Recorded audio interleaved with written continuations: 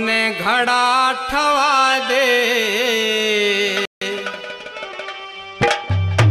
मदनावत मन घड़ा ठवा दे, से बोझ घड़े में भारी। क्यों कर ल्याओ हाथ घड़े के, से मेरी लाचारी रे साजन, से मेरी लाचारी। मदनावत मन घड़ा ठवा दे, से बोझ घड़े में भारी। क्यों कर ल्याओ हाथ घड़े के, से मेरी लाचारी रे साजन, से मेरी लाचारी।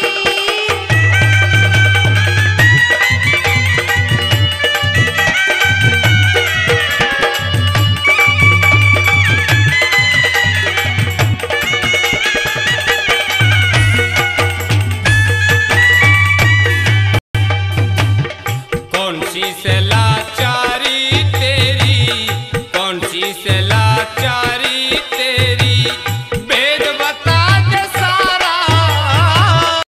तू भंगी के मैं ब्राह्मण के, धर्म बांट गया न्यारा पिया जी, धर्म बांट गया न्यारा। हरिपति धर्म से बड़ा सती का, और धर्म न तारा।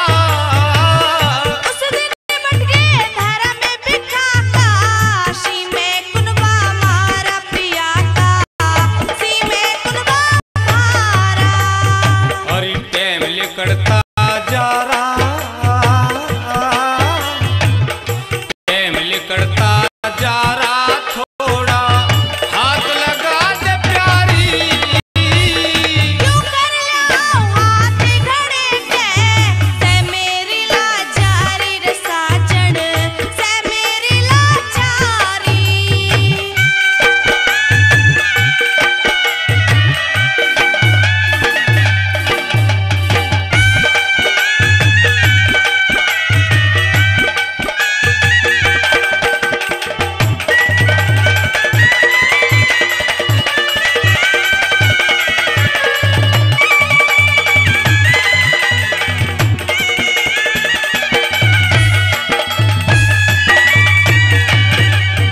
मन अनभंगी का खाया कोन्या, अनभंगी का खाया कौन, क्यों चिंता गात करे।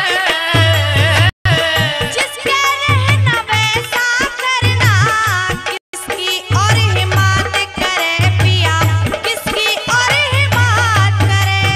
हरि खुद ब्याहे ने नीच बतावे, तारा कैसी बात करे। उस मानस का बुरा होए जो, मानस गला घात करे पिया, मानस गला घात करे। हरि घड़ा ठवावन से हो जा, घड़ा ठवावन से हो जा, के तेरे कोट बीमारी। क्यों कर ल्याओ हाथ घड़े के, से मेरी लाचारी रे साजन, से मेरी लाचारी।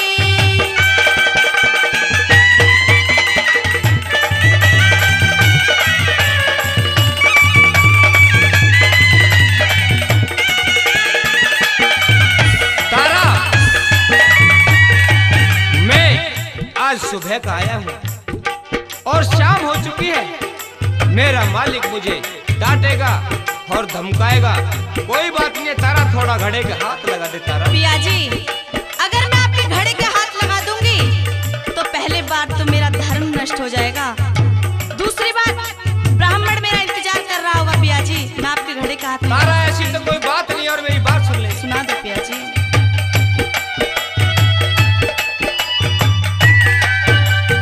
हरि सुबह उठ के आया था, सुबह उठ के आया था, इब होली से घनी वार मने।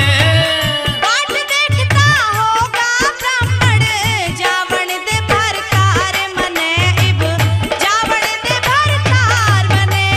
हरि मुश्किल के में जाने फंसी, मुश्किल के में जाने फंसी, हज छोड़ के चाली नार मने दुनिया ते सत घट जागा मत करो पिया लाचार मने तम करो पिया लाचार मने। हरि काला दे फटकार मने काला दे फटकार मने मेरे मारे चोट करारी। क्यों कर लाओ हाथ घड़े के से मेरी लाचारी रे साजन से मेरी लाचारी।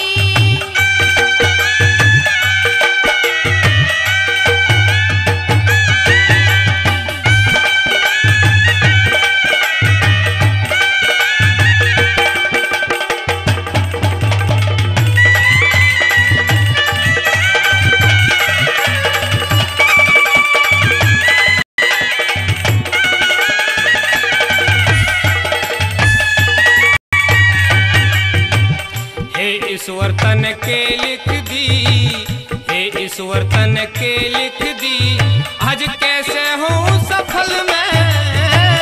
डुबकी मार घड़े ने थापड़ छाती छाती जल मेरे बढ़ जा छाती छाती जल में। हरि धर्म बचा की लाज राख दी धर्म बचा की लाज राख दी कोई आगी बात अकल में।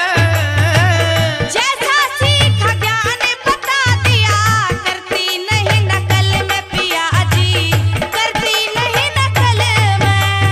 हरि राजकुमार ने छंद लिखा राजकुमार ने छंद लिखा गा देविंदर लहदारी। क्यों कर लाओ हाथ घड़े के से मेरी लाचारी रे साजन से मेरी लाचारी। हरि मदनावत मन घड़ा